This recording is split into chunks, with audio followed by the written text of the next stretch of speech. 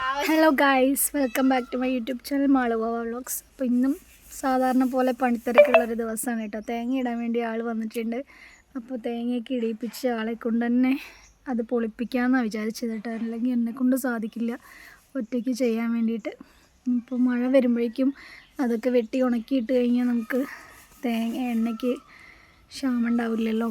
അത്രയ്ക്കൊന്നുമില്ല, കുറച്ച് തന്നെ ഉള്ളൂ കേട്ടോ. അപ്പോൾ തേങ്ങയൊക്കെ ഇട്ടതിൻ്റെ ഭംഗിയാണ് കേട്ടോ. കിടക്കണ കണ്ടില്ലേ, അതൊക്കെ ഇനി വെട്ടി വൃത്തിയാക്കണം. നല്ല പണി തന്നെയാണ് കേട്ടോ. ഇപ്പോൾ മുരുകണ്ണനാണ് കേട്ടോ തേങ്ങ വെട്ടി തരുന്നത്.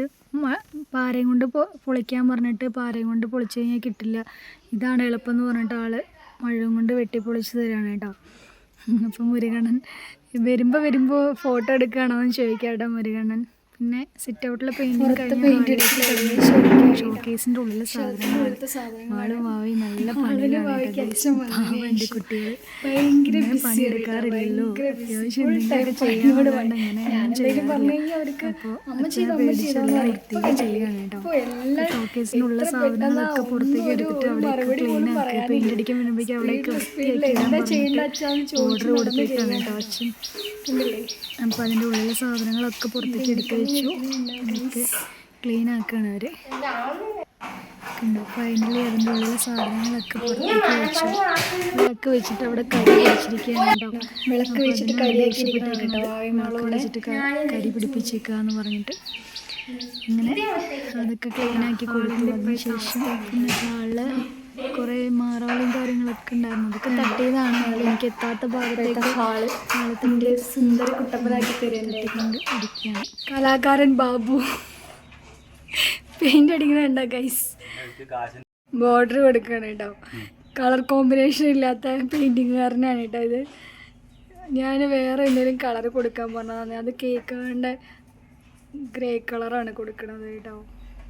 സിറ്റ് ഔട്ട് ഏകദേശം ഫിനിഷിങ് ആയി കേട്ടോ. സിറ്റ് ഔട്ടിൻ്റെ പണി കഴിഞ്ഞു. മൊത്തം ഹോം ടൂർ കാണിക്കാം. പെയിൻ്റ് അടിച്ചിട്ട് ഹോം ടൂർ കാണിക്കാം കേട്ടോ.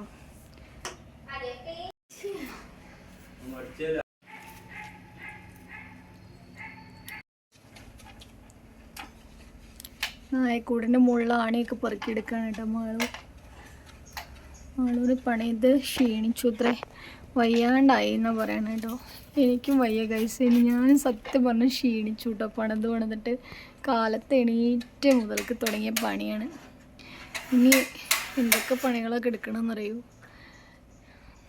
കുറേ ദിവസം പണികൾ ചെയ്യാതെ പെട്ടെന്ന് കുറേ പണികളാകുമ്പോൾ നമുക്ക് വരുന്ന ഒരു ദേഷ്യം ഉണ്ടല്ലോ, ആ ദേഷ്യമാണ് കേട്ടോ. അപ്പോൾ എനിക്ക് സത്യം പറഞ്ഞാൽ എപ്പോൾ നോക്കിയാലും പണി എന്താ പണിയെന്ന് ചോദിച്ചാൽ എനിക്കറിയില്ല. ഈ അവിടെ ഇവിടെയൊക്കെ വലിച്ചു വാരി ഇടുക കാരണം കൊണ്ടാണ് തോന്നുന്നു. എത്ര പണി ചെയ്താലും പണി കഴിക്കണ്ടോ. മൊത്തം തേങ്ങയൊക്കെ വെട്ടി മുകളിൽ കൊണ്ടുപോയിട്ടു കേട്ടോ. ഇനി ആ പട്ടകളൊക്കെ വെട്ടി വയ്ക്കണം. പണികൾ കണ്ടില്ലേ, കിടക്കണ കോലം നോക്കിയേ. ഇതൊക്കെ ഇനി ഒരു ഭാഗത്ത് അടുക്കി കൂട്ടി വയ്ക്കണം. ചകിരികളൊക്കെ പൊറുക്കി വയ്ക്കണം. കുറേ പണികൾ ഇനി കിടപ്പാട്ടോ. കുറച്ച് മാങ്ങ പഴുക്കാൻ വേണ്ടി വെച്ചതാണ്. കുറേ കേട് വന്നു പോയി. നിലത്ത് വീണത് കൊണ്ടാണ് തോന്നുന്നു. കുറേ മാങ്ങ കേട് വന്നു കേട്ടോ. അതിൽ കുറച്ച് മാങ്ങയുണ്ട്, അത് ജ്യൂസ് അടിക്കാൻ വേണ്ടി വെച്ചേക്കാം. കണ്ടില്ലേ, ലോഡ് കണക്കിന് പാത്രങ്ങൾ കഴുകാനുണ്ട്. എൻ്റെ കൃഷ്ണ, എനിക്ക് വയ്യ. ക്ലീനിങ് കണ്ടില്ലേ, ഫാനൊക്കെ തുടച്ച് ക്ലീൻ ആക്കുകയാണ് കേട്ടോ. അതൊന്നും എനിക്കെത്തില്ല. പിന്നെ എനിക്ക് മുകളിൽ കയറാൻ ഭയങ്കര പേടിയാണ്.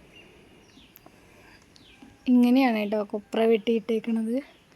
കൊപ്രയല്ല, ഇതാകുമ്പോൾ വേഗം എടുക്കാൻ പറ്റുമെന്ന് പറഞ്ഞിട്ട് അങ്ങനെ വെട്ടിയതാട്ടോ. ഈ തേങ്ങയില്ലേ, ചകിരി ഭയങ്കര ബലമാണ്. ആരെയും കൊണ്ട് പൊതിച്ച് കിട്ടില്ല. പിന്നെ ഇങ്ങനെ ആളെന്നെ വെട്ടി തന്നെ കേട്ടോ. മുരുകണ്ണനാണ് വെട്ടി തന്നത്.